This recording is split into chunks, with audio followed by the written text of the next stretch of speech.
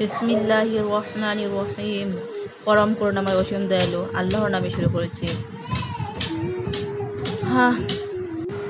আকাশে উড়ন্ত অবস্থায় বিমানে আগুন লেগে যাওয়ায় পাইলট জসিম জাওয়াদ মৃত্যুবরণ করেছেন। ইন্না লিল্লাহি ওয়া ইন্না ইলাইহি রাজিউন। তার পরিবারে শোকের ছায়া পড়ে গেল। একমাত্র সন্তান চলে গেছেন সারা জীবনের মতো মায়ের কুল খালি করে। ছেলে মেয়েকে সারা জীবনের মতো এতিম করে রেখে গেছেন। বিধবা হয়ে গেছেন আজীবনের মতো। তার স্ত্রী হারিয়েছেন তার প্রিয়তম স্বামীকে। তার অবুঝ সন্তানেরা এখনো বাবার ডাক শুনতে পারেনি। তিনি চলে গেছেন পরপারে।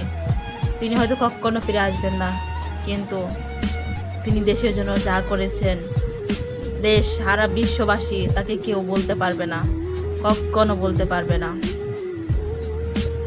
তার মৃত্যু, দেশপ্রেমিকের মৃত্যু, দেশের জন্য জীবন উৎসর্গ করা, এটা একজন সৎ দেশপ্রেমিকের দ্বারাই সম্ভব।